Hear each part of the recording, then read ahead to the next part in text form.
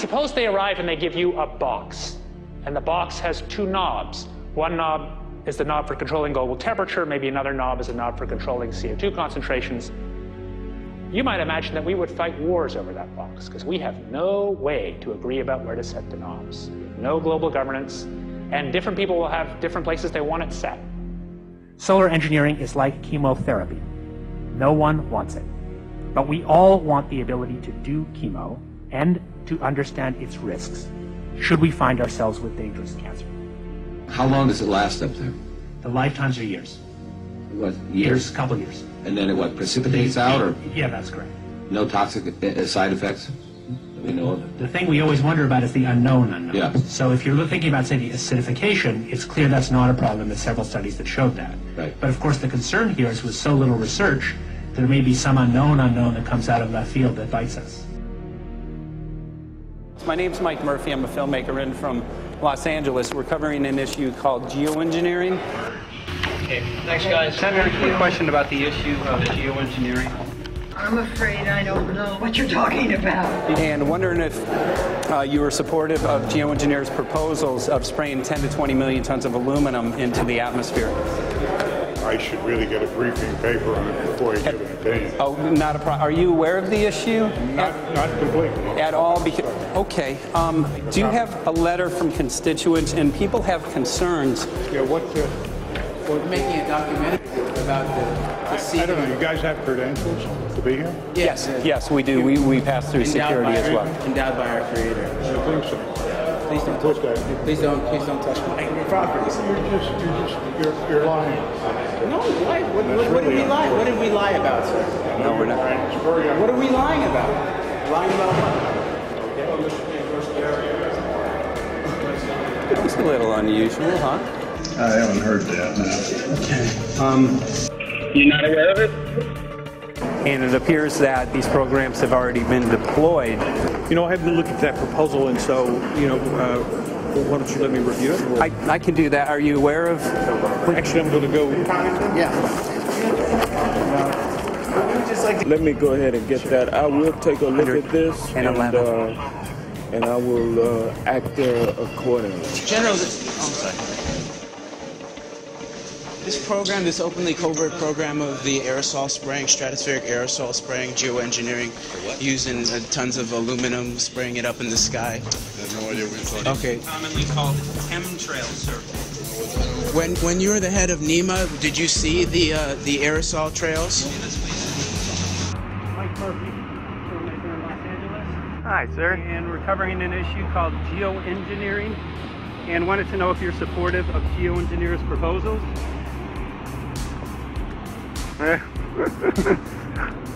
Congressman? Hey, Congressman. I'm wondering if you're supportive of geoengineers' proposals, which is dumping 10 to 20 million tons of aluminum into the atmosphere. Pardon? Okay. You make an appointment to my office.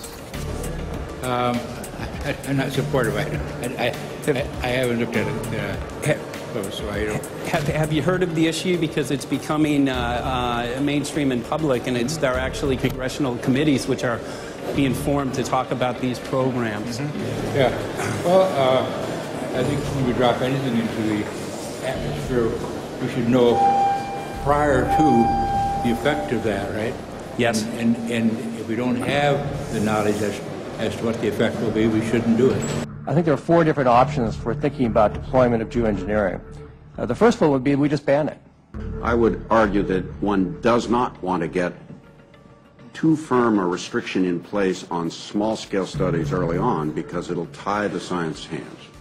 I think what the science community ought to be trying to do is say, you do small-scale stuff inside this space, and it's a scientific question what that space ought to be.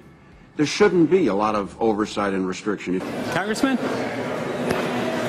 Excuse me. Hi, I'm Mike Murphy from Los Angeles, covering an issue called geoengineering. These guys are running from the geoengineering issue. I wonder why. I'd have to talk to my staff. I don't know what your details on that are. Have anyone made you aware of the issue, or? Sir? Congressman, your committee talked about geoengineering last November. Are you in support of those proposals? I'd love to give you a paper. Geoengineering? You know nothing about the geoengineering issue? Never heard of it. They call it geoengineering, but... yeah, I never heard of it. It's nothing I've ever heard anything about. When we looked up in the air today outside DC, we saw this stuff going on. Quickly, have you heard of geoengineering? No. The proposals to shoot 10 million tons of metals into the air. This committee, Science and Technology, covered it for the first time. No. No, I've never heard of it. So we were very concerned. How you doing? I'm fine. So what? We spoke with Congresswoman Watson's office, and her press secretary, Ms. White, was familiar with Representative Kucinich's Space Preservation Act, which mentioned chemtrails and the weaponization of the atmosphere in space, and then it was pressured to be taken off the bill. Did you see the aerosol spraying going on today over the Capitol? Congressman? Geoengineering carries with it a tremendous range of uncertainties, ethical and political concerns, and the potential for catastrophic environmental side effects. He's not one to do interviews very often, so not unless we usually really pressure him into it. Okay. So don't, all that is, don't hold your breath. As chairman of the Committee of Jurisdiction, I feel a responsibility to begin a public dialogue and develop a record on geoengineering. We want to know if you're supportive of their measures by spraying 10 to 20 million tons of aluminum into the atmosphere? No, I think we need to have more research. Okay. And about the issue of current deployment, there's literally a mountain of evidence that many people believe proves the deployment of these programs. Any knowledge of that? No, there's certainly not a mountain of evidence, but I do support research into geoengineering, and I also support looking into the international governance of that. Okay. I hope anybody that has studied it knows, at least I think, that it's a radical proposal, and I hope we don't have to use it, but there may come that point in time where we do. Now, if we could provide you with the evidence that suggests that these programs are and have been ongoing, would you be willing to address this publicly? We've had about 3 or 4 hearings on it. We have addressed them publicly. Well, not about the proposals, but about the current deployment of these programs. Citizens. I don't support the current deployment. I think we need to have more research, and they have consequences that go beyond one nation. And so I think that there needs to be governance to that. Governance is not simply an issue of deployment, but governance before deployment in terms particularly of large-scale scientific fieldwork. I concede that on this subject and in general, it's not popular to talk about global rules. And when these people started talking about the need for UN Security Council oversight, a supranational environmental security enforcement with a strong mandate by the UN, it really is clear that they're looking for a global power behind the manipulation of the environment. But I do think it needs to be sort of an international kind of treaty that does tie and bind all nations into a common fate. It is a common fate. And unfortunately, it's not just big governments that could do this. It is small governments. It is billionaires probably could figure, I'm going to save the world all by myself, and I won't bother to mention it. How do we decide when there's a planetary emergency?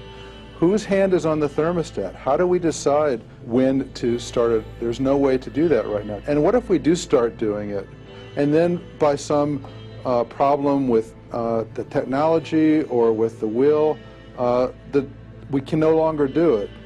In a year or two, the aerosols will come out of the atmosphere and temperatures will shoot up at a rate much faster than it's going up now. And it's that rate of change that's hard for us to adapt to. So once we start it, we'll be sort of locked into doing it for a long, long time. And so with basically no end in sight. Boeing would pursue this to make a profit, right? I mean, the financial motivation to do this. Let's see. So let me not speak for Boeing. Is that allowed? Okay. Yeah, well, it is what it is. No, but someday, if the U.S. is going to decide to do this stuff, they're going to look to a company who can do it, and you want to be positioned. Boeing would rather get it than Lockheed Martin. So certainly we have an industrial base that helps the country take on technologies and large-scale challenges like national defense. And we do that both for a profit motive as well as, I think, as a national service. So I think it would be truly disastrous if, you know, we discovered a few years from now that there was a black program that some government had stood up to sort of learn on the quiet how to do this. It's pretty clear you can cool the planet, but you will not and cannot bring it back to exactly the same climate state you started with. So you may or may not, and I expect we'll have a lot of back and forth about how useful it is to ameliorate the risks of climate change. I think there's a good evidence it probably is useful, but we don't know. But it certainly can't get you back to exactly the climate you started with. I think everybody agrees with that. Do you think you'll see deployment in our lifetime? Let me say I hope not. Al? I would agree. I hope not. I hope not. Okay. I see this as something like an evacuation plan. That you build big dikes. Maybe that's the emissions reduction to try to keep the flood from wiping you out. But that if that flood should come, that you'd like a plan for what to do in the event of that catastrophe. So I see these options more as a catastrophic response option and not as a way to reduce risk of everyday climate change. You would advocate mitigating consumption of beef as a means of accomplishing your objective? Yes. How would you suggest going about that? You can't. I mean, it's your job to decide what to tax and what not to tax. Obviously, if you wanted people to behave differently, you give them incentives and disincentives for behavior. But I'm sure that's the answer you wanted to hear, Mr. Smith. If only my time had not expired. Thank you, Mr. Chairman. Because there's literally aluminum and barium contamination found around the world, believed to be from these programs. Like, look, today over the Capitol, looks like they're deploying some type of aerosol. Did you see it? No, I didn't, but good to see you. In a James Bond scenario, some rogue rich guy puts some airplanes in the air and sees the clouds. What is to prevent that? Okay, are you aware of the issue? You do it through the... Are you in support of those proposals? What is your take? I don't know anything about it. You're not. I have to get more information. I've got a chair here. Okay, we'll give you a letter on that. Yeah, this is a letter from constituents. Okay, great. Excellent. And many people believe that these programs have already been deployed because mass contamination has been found. Geoengineering programs, stratospheric. Got it. Yeah. Spraying from airplanes. Okay. So what is happening? People from around the world are finding contamination. Let me take care of this and I'll talk to you when I come back. I'll be back. He's here. Thank you very much. We see that even though we might make the average temperature of the planet about right, the rainfall patterns change some from today. And some places become warmer and some places become cooler. So there are going to be winners and losers in this geoengineering activity if we were to do it. But nevertheless, as David has said, there are reasons why we might consider doing it. Many people are deeply concerned about it because of the toxicity of aluminum, and it has been addressed to Congress in various committees. Would you take a look at a letter from some of your constituents addressing the concerns? Excuse me if I go. Okay. Can I give you a letter from constituents? Are you aware of their proposals of dumping? Gotcha. Thanks. Well, I'm not familiar with it, so I don't know what they're doing. Okay. Well, geoengineers are proposing just that, dumping aluminum and barium into the atmosphere. Why would they do that? Aluminum's a precious metal we can use. Well, the stated goal is to actually cool the planet. However, there's a... Sounds strange. Right, exactly. So they're proposing dumping these metals into the air to block the sun, essentially. We're here just to find out what members of Congress are. I hope we would have a strong hearing on that before we decide to do that. I would hope so. And there's plenty of evidence that not only suggests that these programs have been deployed, because we're finding contamination of aluminum and barium on the rain, snow, and soil. Okay, thank you. Thank you. LA County has seen 200% increase of Alzheimer's over the last decade. Tons of ground and water samples showing high levels of aluminum all around our state. Why don't you give me all the information you have I have some very good people I will assign it to. And if you get it to Mr. Lavelle, okay. we will He's get got it my to card the and right send me an email. And